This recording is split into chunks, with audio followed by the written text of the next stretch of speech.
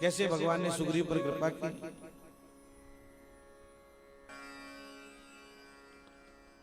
राजा बना दिया भगवान ने सुग्रीव को।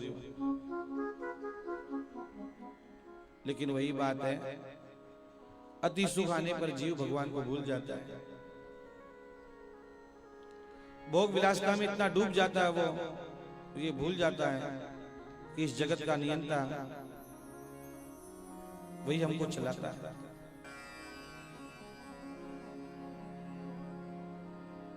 और आपने कल सुना कैसे वो भगवान की शरण में आया और फिर सब लोग गए। अभी हमने जो चौपाइयां गाई उसमें 3 प्रसंग की चौपाइयां गाई। जो मानस गाते हैं उनको पता है। 2 चौपाइयां किष्किंधा कांड की थी और 2 चौपाइयां सुंदर कांड की। मन हनुमान कीन अनुमाना, मरन चहत सब बिनु जल पाना। और चढ़ी गिरी शिखर चहु दिशि देखा, भूमि विवर एक कौतुक पेखा। ये किष्किंधा कांड की चौपाइयां हैं।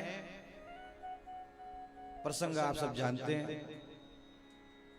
ढूंढने चले हैं, महीना बीतने को आया है और सबको भूख प्यास सब लगी है।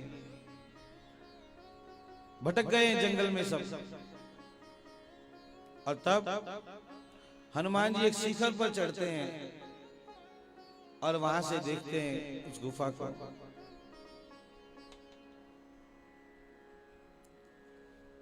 दूसरा, सिंधु तीर एक भूधर सुंदर। ये दूसरे पर्वत पर हनुमान जी चढ़े, दूसरी बार चढ़े। और तीसरी बार शैल विशाल कापर धाई। हाँ, पहली बार कहां चढ़े? जंगल में। पहली बार कहां चढ़े? जंगल। दूसरी बार सिंधु के तट और तीसरी बार लंका में। शैल लंका की ओर जब हो गए,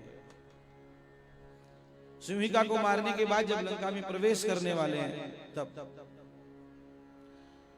इसी में पूरा मानव जीवन आ गया हम लोगों का।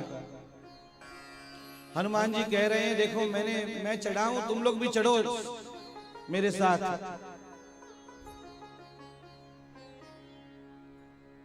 आओ मेरे साथ, हनुमान जी कह रहे हैं।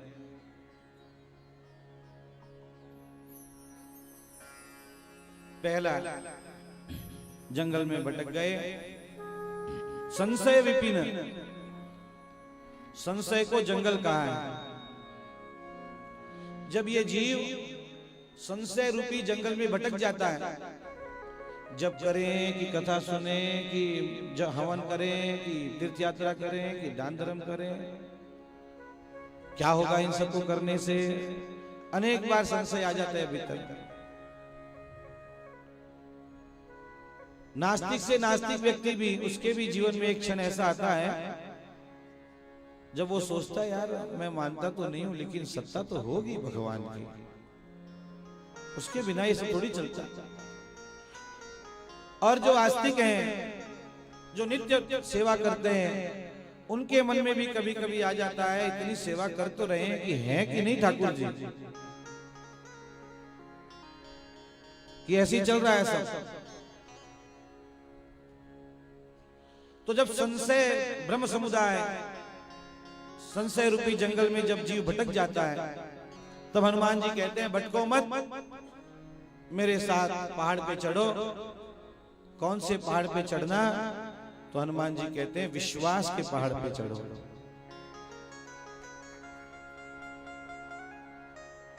जब जब जीवन में संशय आवे तब तब नीचे की भूमि छोड़कर तुरंत विश्वास के पहाड़ पे चढ़ जाना। हाँ, विश्वास रखना।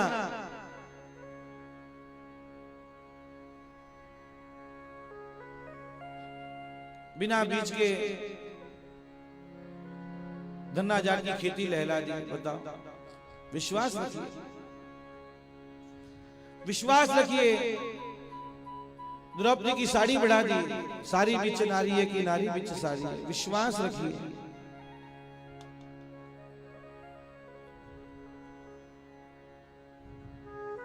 आज नहीं कल आएंगे राम। विश्वास रखिए, जब सबरी जी के यहाँ जाकर ठाकुर जी दर्शन दे सकते हैं तो मुझे क्यों नहीं देंगे। विश्वास रखिए, अपने नाम जप पर विश्वास रखिए, व्यर्थ नहीं है ये। अपनी सेवा पर विश्वास रखिए, व्यर्थ नहीं है ये। सत्संगति, साधु सेवा, तीर्थ यात्रा, दान धर्म, ये सब व्यर्थ नहीं है। विश्वास रखिए। जब जब संशय की घड़ियां जीवन में आए, और आती हैं, हम मनुष्य हैं ना, हम और आप मनुष्य हैं, न जाने कौन सा भाव भीतर आ जाए, न जाने कौन सा चिंतन भीतर आ जाए। और भगवान ने तो गीता में स्पष्ट कह दिया, संशयात्मा विनश्यति। तो पहला पहाड़ याद रखिए, जब जब जीवन में संशय आवे, विश्वास के पहाड़ पे चढ़ जाइए। सिंधु तीर एक भूधर सुंदर। अब हनुमान जी दूसरे पहाड़ पे चढ़ रहे हैं, और क्या पार करना है? समुद्र पार करना है। हमको और आपको भी तो ये भवसागर पार करना है।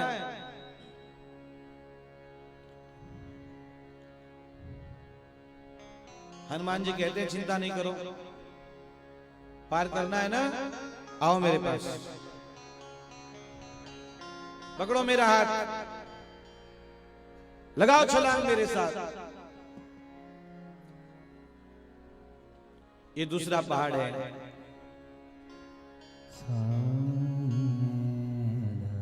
श्री राम जय राम जय जय राम, श्री राम जय राम जय जय राम,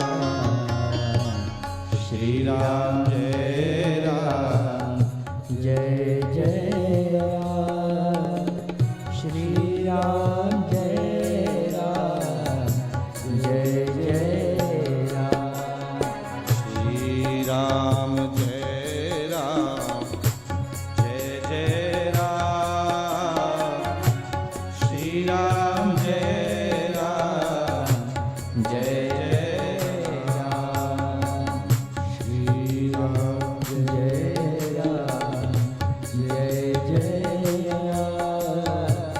श्री राम जय राम जय जय राम, श्री राम जय राम जय जय राम, श्री राम जय राम जय जय राम।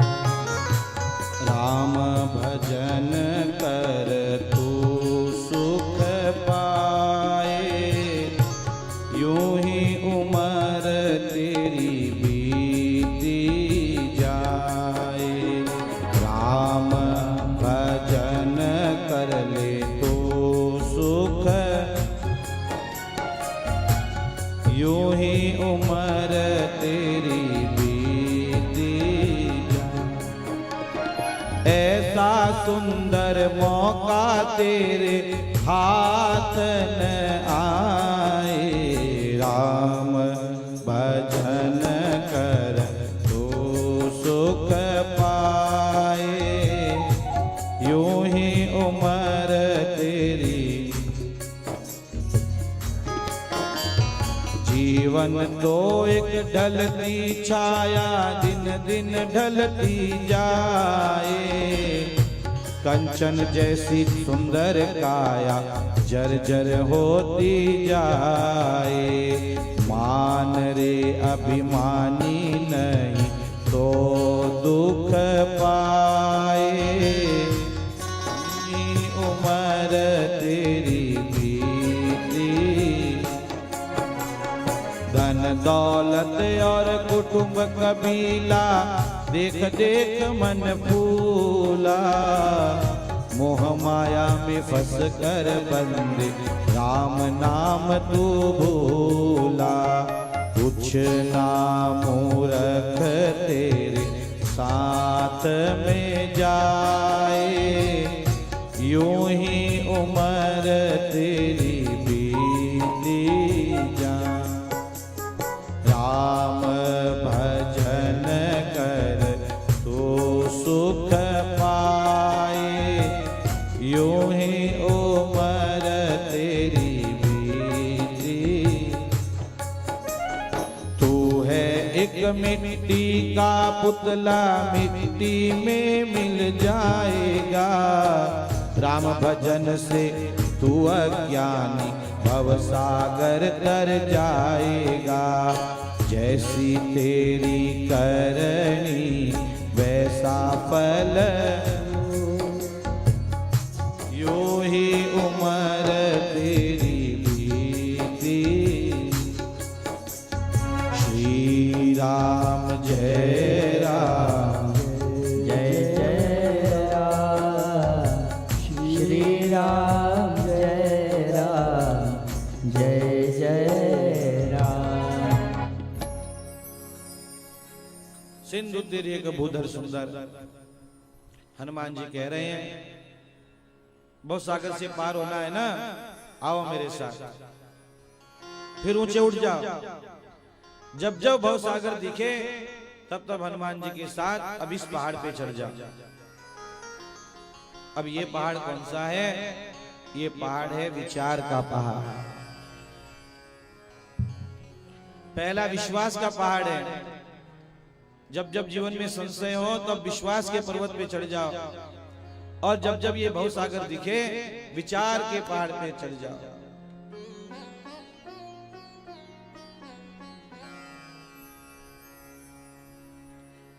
ज्ञान विहीन न सर्वमते न मुक्ति न भवति जन्म सते न। आचार्य चरण कह रहे हैं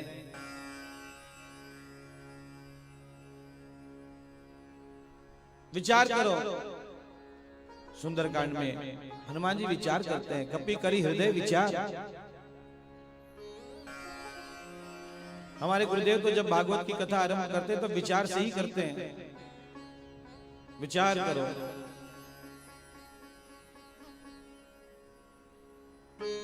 विचार करो ये रावण कौन है? विचार करो इसके 10 मुख क्या हैं? विचार। एक तरफ 10 मुख है, एक तरफ दशरथ है। मैं किसकी पंक्ति में खड़ा हूं? विचार करो।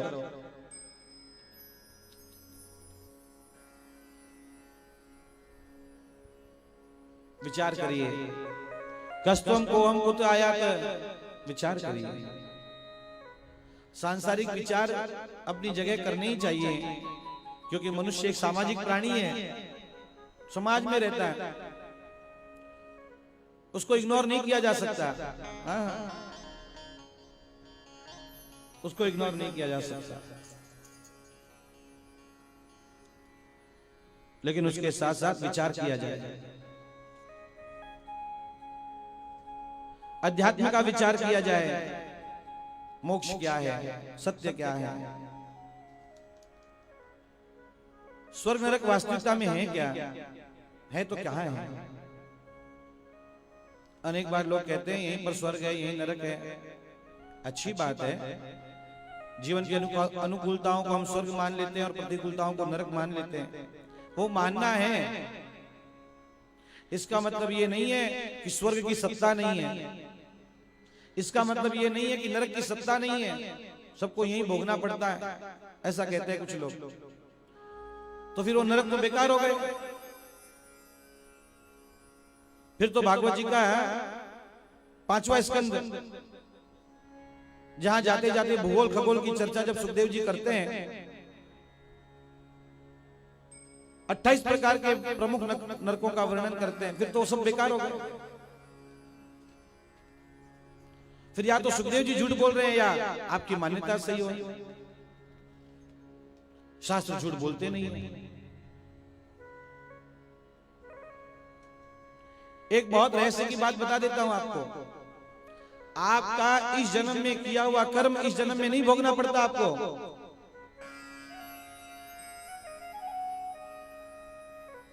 पुराण उठाइए, थोड़ा अध्ययन करिए, तब आपके ध्यान में आता है।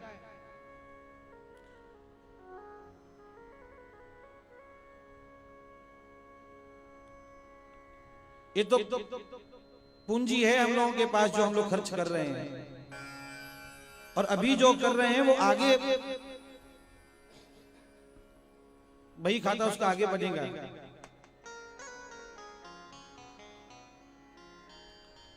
थोड़ा सा अपने जीवन में कॉन्सेप्ट क्लियर करिए,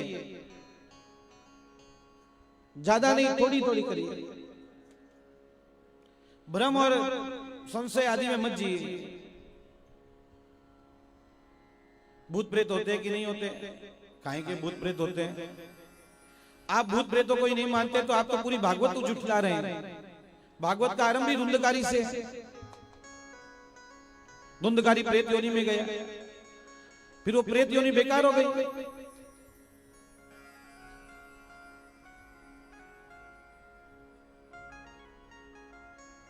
हम कहां जा रहे हैं? हम क्या चिंतन दे रहे हैं समाज को? आने वाली पीढ़ी को हम लोग क्या दे रहे हैं? सोचिए आप।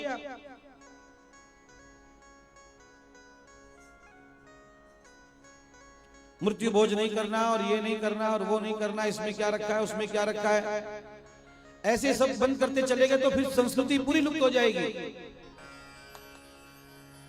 थोड़ा सीरियस होना चाहिए समाज को।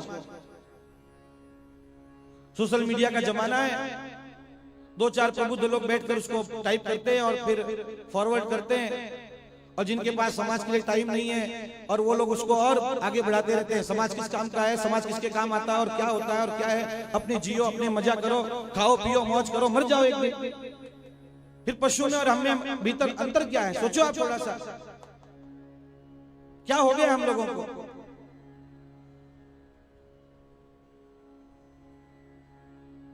विचार करिए।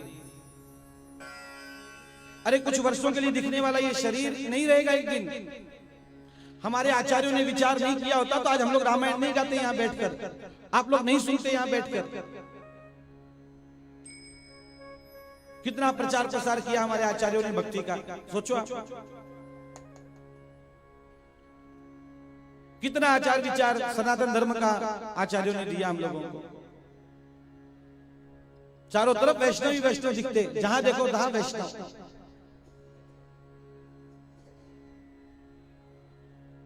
चोटी रखेंगे नहीं,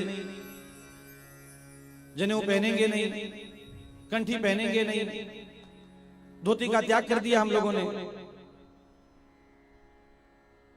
अरे वार त्योहार तो पहनिए।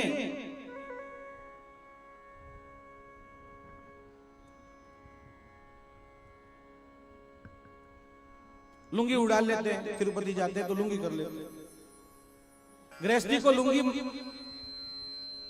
नहीं है, गृहस्थी लुंगी नहीं पहन सकता। ब्रह्मचारी पहने तो चलता है। जिसके कास्ट है, जो लंगोट पहनता है, लंगोटी पहनता है, कास्ट नहीं है। आप सोचिए थोड़ी सी, इन बातों का चिंतन करिए थोड़ा सा। और कोई बहुत बड़ी बात थोड़ी धोती पहनना। हम अपना पहनावा भूल जाएंगे, हम अपना खाना पीना भूल जाएंगे, अपने वाद त्योहार भूल जाएंगे, फिर संस्कृति कहां रह जाएगी? फिर आने वाली पीढ़ी को हम दोष क्यों दें? विचार करिए, बहुत सागर से सहज पार हो जाएंगे। आने वाली पीढ़ी को हम क्या देने वाले हैं? पहला विचार, मैंने अपने समाज के लिए क्या किया? दूसरा विचार, परिवार के लिए क्या किया? तीसरा विचार, और फिर अंत में जब संसार से विदा ले रहा हूं तो मैंने अपने लिए कुछ किया कि नहीं? अब ये शरीर छूट रहा है, अब दूसरी योनि में जाने वाला है ये। शास्त्रों ने 84 लाख योनियां कही हैं। अब मुझे कहां जाना है? हम लोग आज यहां कथा विराम देगी, घर जाएंगे, पैकिंग करेंगे और पुणे निकल जाएंगे। हमको पता है पुणे जाएंगे। अभी यहाँ कथा विराम लेगी, आप प्रसाद लेंगे, अपने अपने घर जाएंगे। आपको पता है अपने को घर जाना है। ऐसे ही इस धरती पर आए हैं, तो इस धरती के बाद मुझे कहां जाना है इसका विचार करिए थोड़ा।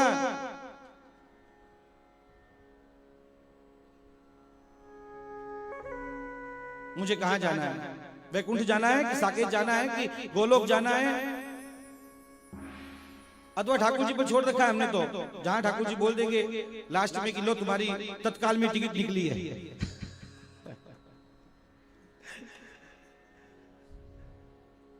तत्काल में टिकट निकली है तुम है? तत्काल ही अच्छी। आप सोचो,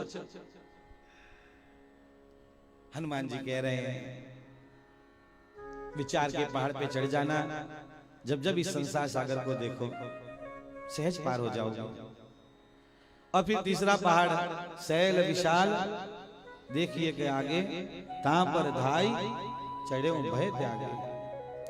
अब हनुमान जी लंका में प्रवेश करने वाले हैं, तो तीसरे पहाड़ पे चढ़े हैं। तो हनुमान जी कह रहे हैं लंका भोग नगरी है। हमारे गुरुदेव कहा करते हैं अयोध्या धर्म नगरी है, लंका देह नगरी है और मिथिला विदेह नगरी है। ये भोग नगरी है, देह नगरी है लंका। हनुमान जी जब रात को प्रवेश कर रहे हैं तो हनुमान जी को लगा कि सब सो रहे होंगे, लेकिन वहां तो बाजार खुले हैं, लोग खा रहे हैं, इसलिए तो निशिचर कहते हैं उनको, जो रात्रि में चरते हैं। तो हनुमान जी कह रहे हैं भोगों के बीच जाना है तो मेरे साथ इस पहाड़ पे चढ़ जाओ। ये भोग तुम्हें बांधेंगे नहीं, ये भोग तुम्हें दुख नहीं देंगे, इन भोगों में तुम्हारी आसक्ति नहीं होगी।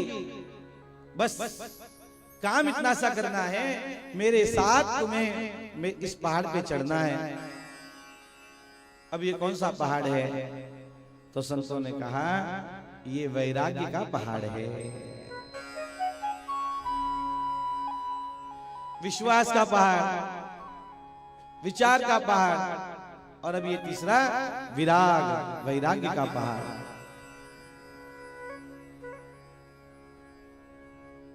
तो कुछ भी आपको बांध नहीं पाएगा।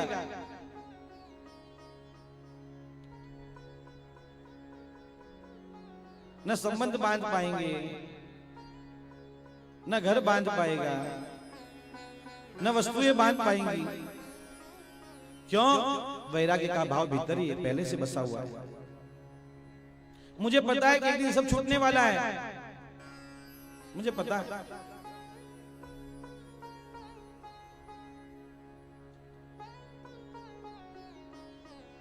इन तीन बातों को अपने जीवन में याद रखिए। आज कथा विराम ले रही है, तब ये तीन बातें कभी मत भूलिए। खूब विश्वास रखिए ठाकुर जी का, विचार संसार का करिए, सब रह जाएगा। वैराग्य लाइए जीवन में थोड़ा थोड़ा। और इसीलिए हमारे यहाँ पे अनुष्ठान बताए गए हैं, इनमें ये नहीं खाना, इसमें ये नहीं खाना, इन दिनों में ये नहीं खाना। क्यों? उस वस्तु व्यक्ति में आसक्ति नहीं हो जाए।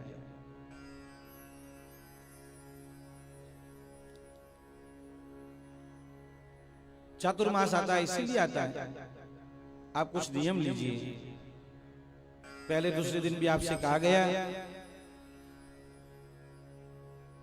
जीवन बिना नियम के नहीं रहे। हाँ, क्यों जी? पूछो किसी से ना, ज्यादा ब्रह्मज्ञानी जो होते हैं ना उनसे पूछो। क्यों जी? ज्यादा जो कितना पाठ करते हैं राम, जितना हो जाता है कर लेते हैं, भगवान जितना करा लेते हैं। वाह, क्यों जी? कितना जप करते हैं? हो जाता है जितना ठाकुर जी करवा लेते हैं। अच्छी बात है, ये भी एक स्थिति है जीवन की, लेकिन कहीं ऐसा तो नहीं है कि मैं आलस में डूबा रहता हूं और ठाकुर जी को उसका नाम दे देता हूं। इसलिए हमारे यहां कहा गया, शुरुआत में नियम पक्का बनाया जाए। एक नवाब पारायण मुझे रोज करना है तो करना है, किसी भी हालत में करना है। 12 माला रोज करनी है तो करनी है, 27 माला रोज करनी है तो करनी है।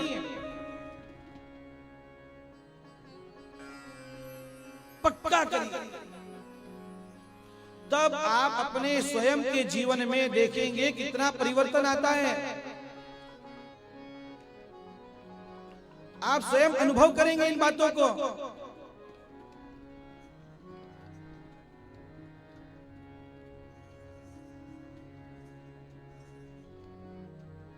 भोग की नगरी में जा रहे हैं तो वैराग्य के पहाड़ पर चढ़े हैं। पुनः एक बार इन तीनों को याद करा के आगे बढ़ते हैं हम लोग। विश्वास का पर्वत, दूसरा विचार का पर्वत और तीसरा वैराग्य का पर्वत।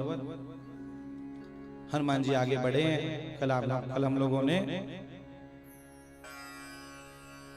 12 से 13 मिनट के अंदर सुंदरकांड पूरा गाया संक्षेप में। मेरे जीवन का वो पहला सुंदरकांड है।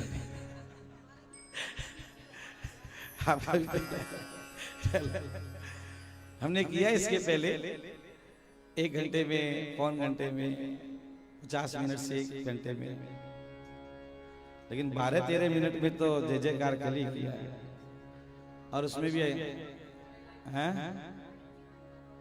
वाह बहुत बढ़िया।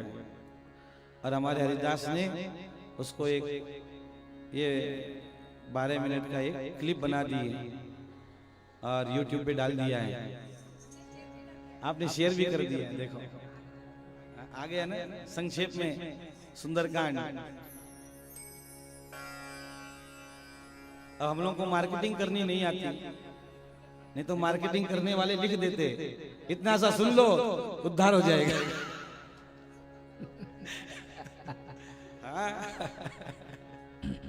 नारायण सीताराम।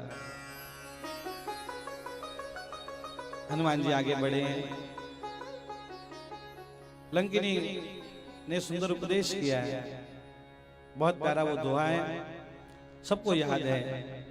तात स्वर्ग अपवर्ग सुख धैर्य तुला एक अंग, तूल न ताई सकल मिली, जो सुख लव सत्संग। बहुत भारी महिमा है सत्संग की, बहुत भारी महिमा है। स्वामी जी महाराज कहते, एकांत में साधन करते हो अच्छी बात है, करो, लेकिन सत्संग की महिमा तो सत्संग की महिमा ही है। हाँ, आप सत्संग पर बहुत जोर देते, सत्संग करो।